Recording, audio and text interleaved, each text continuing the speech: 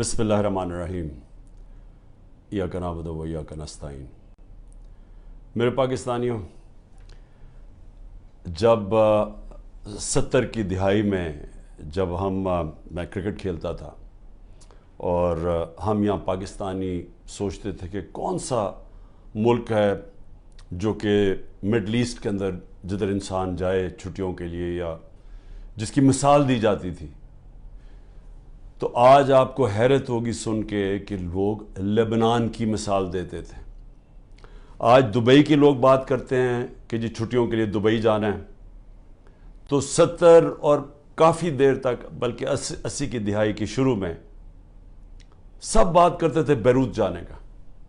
سب سے خوشحال علاقہ تھا، سارے مڈل ایسٹ سے، دبئی سے، یو اے ای سے، سعودی عربیہ سے سب لوگ بیروت کا سوچتے تھے کہ وہ ایک ایسی جگہ تھی جدھر لوگ جاتے تھے، خوشحالی تھی وہاں، ان کی جو سٹینڈرڈ آف لیونگ، ان کا جو پر کیپٹا انکم تھا، اوسط آمدنی، وہ سب سارے علاقے سے بہتر تھی۔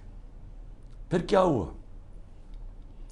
آج لبنان دنیا میں غریب ترین ملک بن چکا ہے۔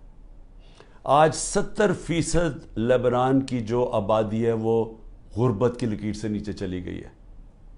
آج لبنان کے اندر جو پیسے والے لوگ ہیں، جو پروفیشنلز ہیں، وہ ملک چھوڑ کے چلے گئے ہیں۔ آج لبنان کے اندر جو لوگ جو فیکٹریاں لگاتے تھے، جو انڈسٹری لگاتے تھے، وہ اپنا پیسہ باہر لے گئے اور دوسرے ملکوں میں چلے گئے ہیں۔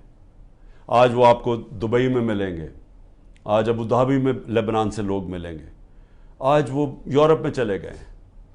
لیکن لبنان چھوڑ کے وہ لوگ چلے گئے ہیں جو جا سکتے تھے، جو پیسے والے لوگ تھے، جو ہنر تھی جن کے پاس پروفیشن تھا، وہ چھوڑ کے تو چلے گئے ہیں۔ رہ کون گیا؟ وہ لوگ جو باہر نہیں جا سکتے، جو غریب لوگوں کو ویزا نہیں ملتا باہر جانے کا، وہ رہ گئے ہیں۔ اور آج ایک وہ ملک جو خوشحال تھا، آج وہ بالکل وہ ملک بن گیا جس کو لوگ چھوڑ کے جانا چاہتے ہیں۔ میں آج اپنے ملک کی بات کرتا ہوں۔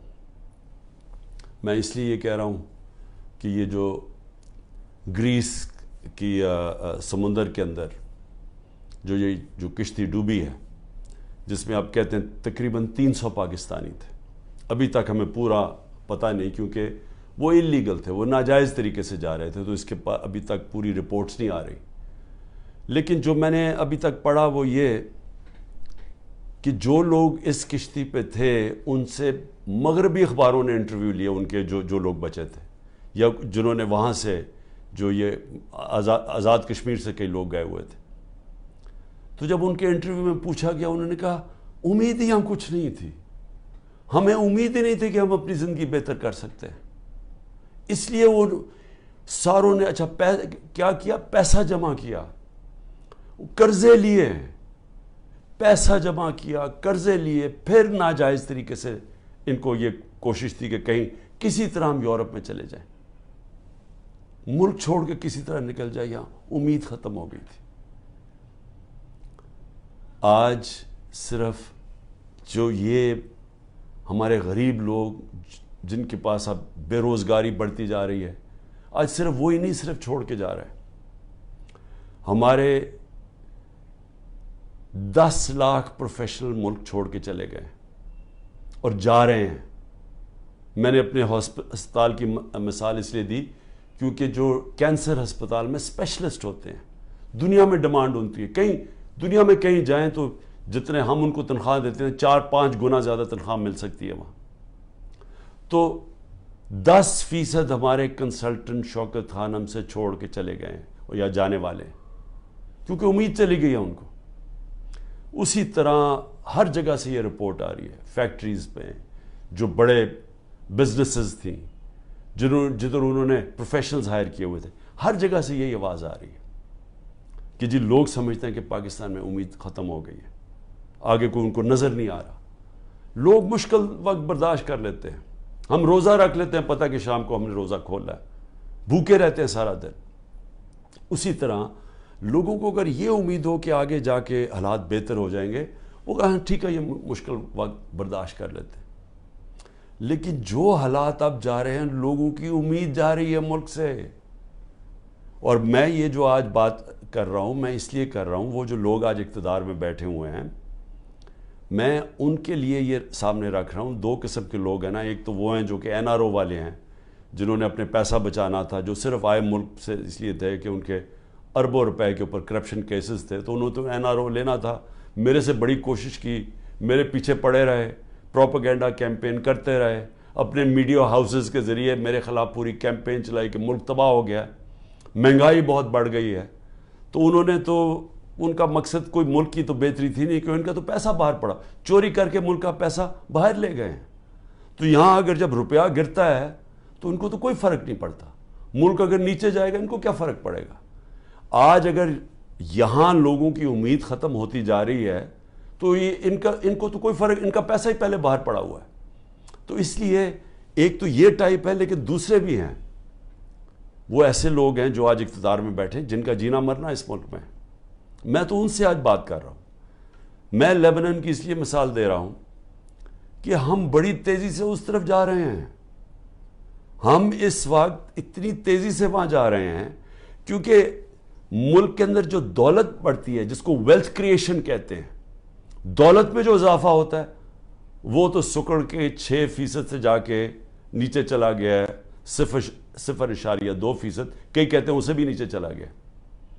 جو انڈسٹری جس کی وجہ سے روزگار ملتا تھا لوگوں کو, انڈسٹری جو ایک ایسی چیز ہے جس کی وجہ سے ٹیکس بڑھتا ہے, کیونکہ دولت بنتی ہے اس میں سے ٹیکس بنتا ہے, ملک کی آمدنی بڑھتی ہے, اس میں سے ایکسپورٹس بڑھتی ہیں, تاکہ آپ جو یہاں ڈالرز ملک میں آئیں.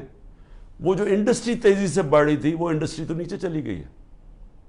ٹیکسٹائل انڈسٹری جو سب سے بڑی ہماری, جس کی وجہ سے ڈالر ملک میں آتے ہیں, ابھی سینٹ ہیئرنگ کے اندر وہ ٹیکسٹائل انڈسٹری والے لوگوں نے سینٹ کے اندر جا کے بتایا ہے کہ 40% پاکستان کی ٹیکسٹائل انڈسٹری بند ہو چکی ہے.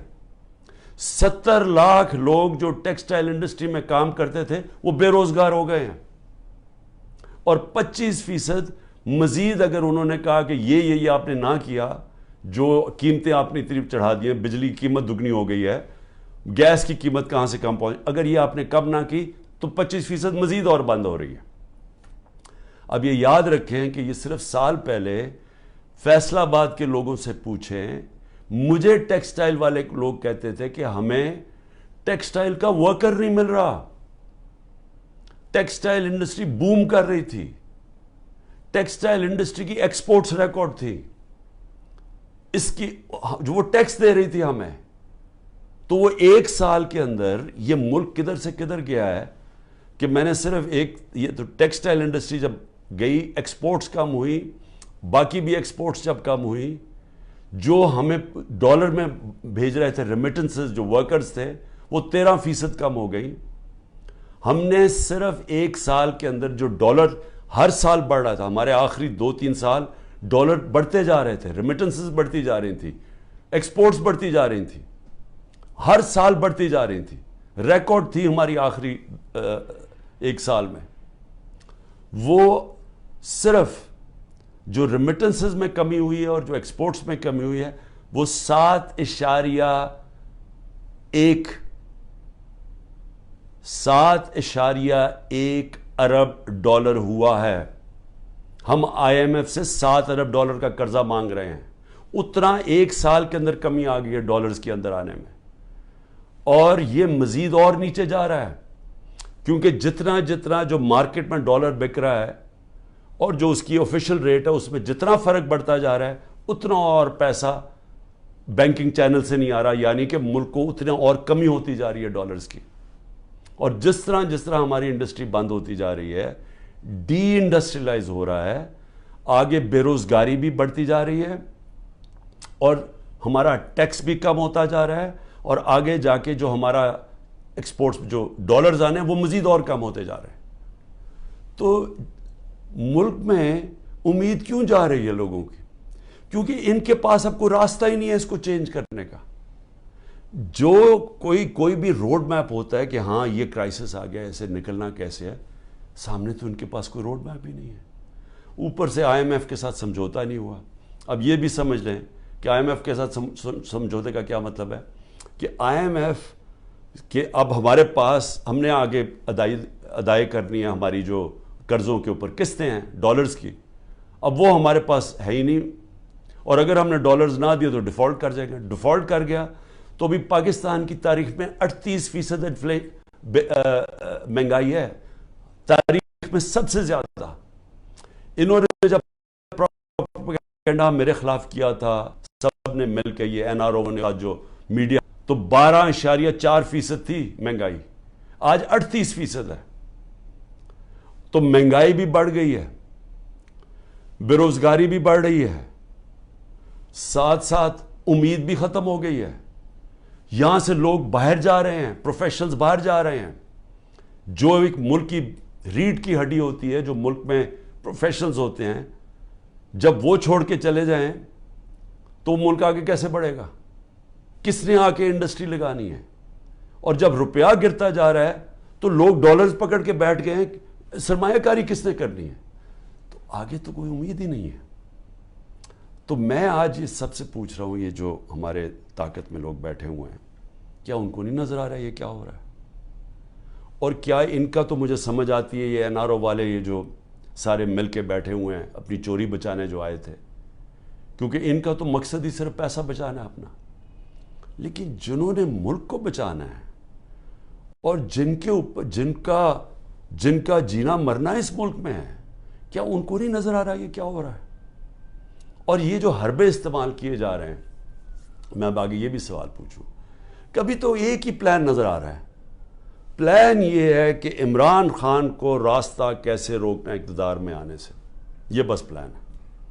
سارے اداروں کو لگایا ہوا ہے کہ عمران خان کو فیل کیسے کرنا ہے. سارے, چاہے ایف آئی اے, نیب, اینٹی کرپشن, وہ جو ایف بی آر, یعنی اپنی ایجنسیز, بس پولیس, مقصد کیا ہے جی کہ کسی طرح عمران خان کا راستہ روکنے کے لیے ظلم کرو لوگوں کو. جو عمران خان کے رشتہ دار ہوں, چاہے وہ ہماری پارٹی کے اندر لوگ ہوں, ٹکٹ ہولڈرز ہوں, ٹکٹ ہولڈرز کے رشتہ دار ہوں, سب کے اوپر ایک ظلم کا نظام شروع ہوا ہے. آڑ لی ہوئی ہے اس کی, یہ جو 9 مئی کی, جو ہم سب کہہ رہے ہیں کہ تحقیقات ہونی چاہیے جنہوں نے کیا ہے, اس کے اوپر کوئی انڈیپینڈنٹ انویسٹیگیشن نہیں کرنی. وہ خود ہی فیصلہ کر لیا ہے, پہلے سے پلان ہوا تھا کہ جناب یہ آپ نے یہ کرنا ہے, یہ 4-5 جگہ آگ لگے گی, اور اس کے آڑ میں لے کے تحریک انصاف کے پیچھے اور عمران خان کو غدار کہہ دو اور ان کے اوپر ساری پارٹی کو بند کر دو. تو خیر سختی تو پہلے سے شروع ہوئی تھی, یہ تو پہلی دفعہ تو نہیں, یہ تو 25 مئی پچھلے سال سے ہمارے اوپر سختیاں شروع ہوئی تھیں. لیکن ایک اور لیول کی سختی شروع ہو گئی ہے, لوگوں کے گھروں میں گھستے ہیں, یعنی چلیں گھر توڑ دیا, چلیں لوگوں کو جیلوں میں ڈال دیا, چلیں یہ بھی ٹھیک, لیکن گھر کی عورتوں سے جو ہو رہا ہے, مجھے ابھی تک بچوں سے جو ہو رہا ہے, میں تو ابھی تک یہ میرے ذہن میں یہ پوری طرح چیز اس کی کوئی مجھے سمجھ ہی نہیں آ رہی. میں اس کو سمجھنے کی کوشش کر رہا ہوں کہ یہ کون سا ذہن ہے جو یہ کر رہا ہے کہ لوگوں کے بچوں کے اوپر, اسکول کے بچوں کے اوپر ان کی دھمکیاں دیتے ہیں, عورتوں کے اوپر. ابھی ایک ڈاکٹر طاہر ایکس منسٹر رہ چکا ہے مشرف کے دور میں, وہ ساری میڈیکل کمیونٹی جاتی ہے اس ڈاکٹر کو. اس نے اپنی پوری کہانی لکھی ہے کہ کہتا میں گھر میں مجھے پتہ ہی نہیں تھا, نہ میں کسی مظاہرے میں شرکت کی ہے, گھر میں آئے, مجھے اٹھایا, گھر میں توڑ پھوڑ کی, بیوی کو بٹ مارے, بندوق کے بٹ مارے بیوی کو, اس کو جا کے چکی میں ڈال دیا, جو کہ وہ سزائے موت والے قیدیوں کو ڈالتے ہیں. وہ اس کے 2 مریض تھے, ایک مرگی کی مریض تھی, ایک اس کو سٹروک ہو چکی تھی. وہ ڈاکٹر تھا, 10 دن اس کو وہاں بند کر دیا. یعنی کوئی اس میں, یعنی ایسے کوئی حیوانوں کے آرڈرز دیے ہوئے ہیں کہ جو ملے اس کو پکڑ کے یہ ظلم شروع کر دو اس کے اوپر. لیکن عورتوں کے اوپر, اس کی بیویوں کو بٹ مارے. وہ کہتا, اس نے اپنا لکھا ہے, کہتا چلیں ٹھیک ہے, مجھے کیا, مجھے اٹھا کے مجھے کھینچ کے جس طرح کہ کوئی مجرم ہوتا ہے گھر سے نکالا انہوں نے, اور جس طرح گھسے رات کے 3 بجے. لیکن وہ بیوی کو پٹ مارنا, اس کے زخم کیے ہوئے ہیں. اور اسی طرح سارے یہ کہانیاں آتی ہیں کہ گھروں میں بیویوں, عورتوں سے, عثمان ڈار کی والدہ سے بدتمیزی, اس کو دھکے دے رہے ہیں.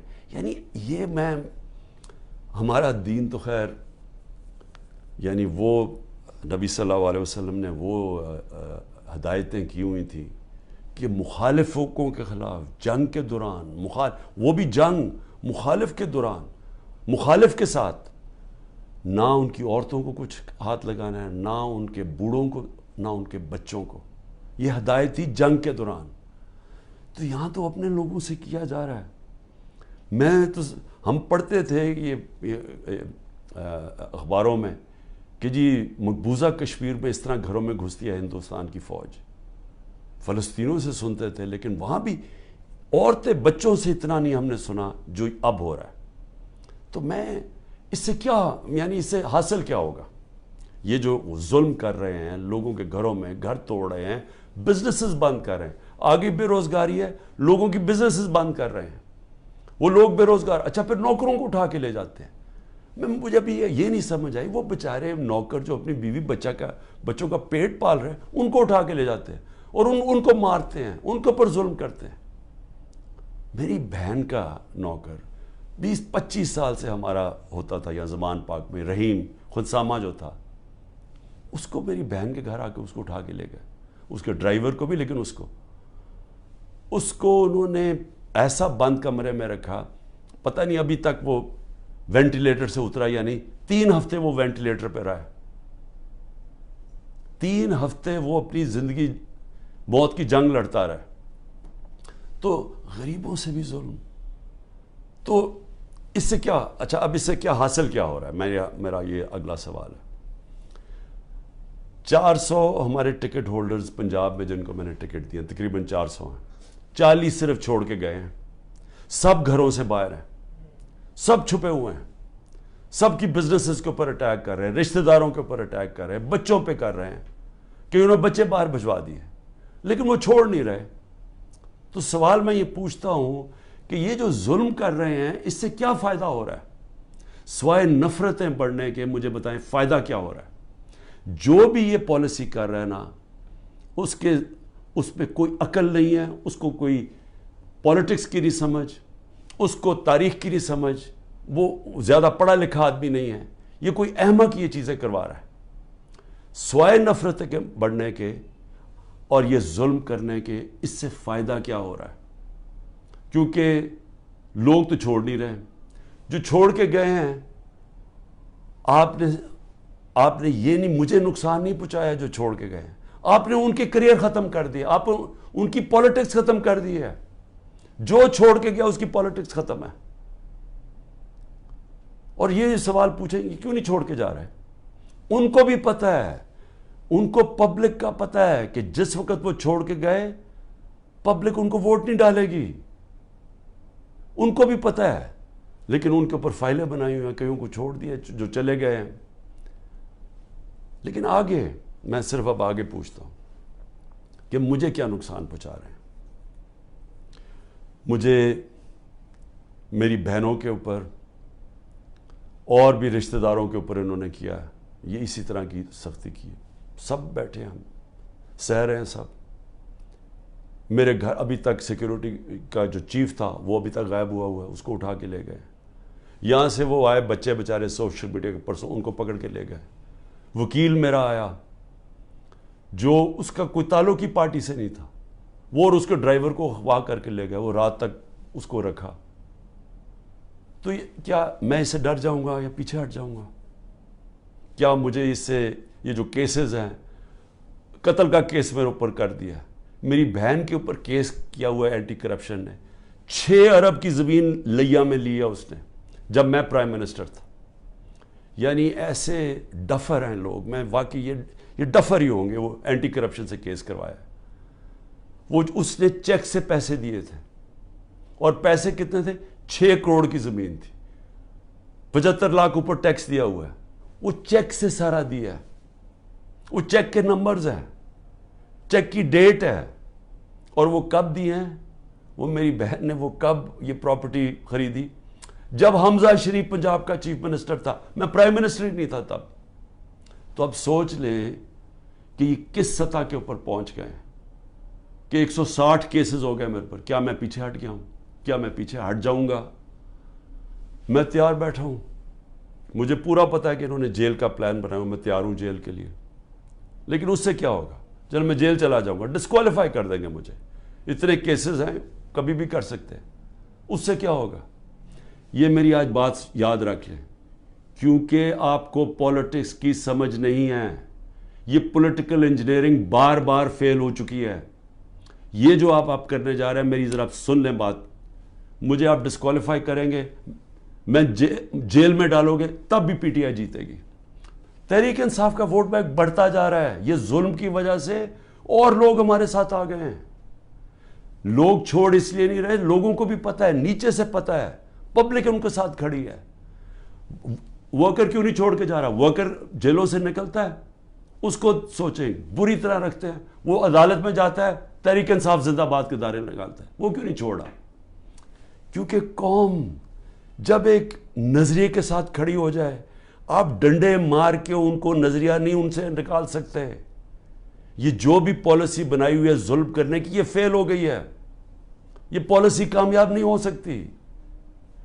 آپ جب بھی الیکشن کروائیں گے، میرے سے آج لکھ کے لے لیں، تحریک انصاف سویپ کرے گی. بلکہ آپ نے پی ڈی ایم کا جنازہ نکال دیا ہے. آپ نے ان پارٹیز کو بالکل جو رہی صحیح کسر رہی ختم کر دی ہے. یہ اب الیکشن ہی نہیں لڑنے کے قابل. یہ وہ الیکشن کوشش کریں گے، وہ جو ابھی کراچی کے اندر وہ جو میئر کا الیکشن ہوا، اس ٹائپ الیکشن. وہ میئر کا الیکشن تو ہو سکتا ہے انڈائریکٹ. جب جنرل الیکشن ہوگا اس ملک میں 25 کروڑ لوگوں کا، وہ کوئی کنٹرول نہیں اس کو کر سکتا. جب بھی آپ الیکشن کروائیں گے ہارنا ہے. لیکن یہ ملک کا کیا بن رہا ہے؟ میں تو صرف اس لیے آج پوچھ رہا ہوں، میں بار بار ڈائلاگ کی بات اس لیے کرتا ہوں، مجھے اپنی ملک کی فکر پڑی ہوئی ہے، مجھے اپنی فکر نہیں ہے. کیونکہ جو بھی آپ کریں گے، مجھے یہ اللہ، جب قوم ساتھ کھڑی ہے تو مجھے کس چیز کی فکر ہے؟ لیکن ملک کی فکر ہے. کیونکہ ملک، ہم لیبنان کی طرف تیزی سے جا رہے ہیں. ہمارا ملک تیزی سے نیچے جا رہا ہے. اور سب سے خوفناک، جب ایک قوم کے لوگوں کی امید ختم ہو جائے. اور یہ جو بات کی خواجہ آصف نے اوورسیز پاکستانی کی، یہ میری بات یاد رکھنا کہ جب بھی یہ ملک انشاءاللہ ایک دن ہم کھڑا کریں گے، اوورسیز پاکستانیز کے کندھوں کے اوپر کھڑا ہوگا. اس نے اتنی سٹپڈ بات کی کیونکہ اس میں کم عقل کا آدمی ہے. اس نے یہ کہا کہ جناب وہ جنازے صرف دفنانے آتے ہیں یہاں.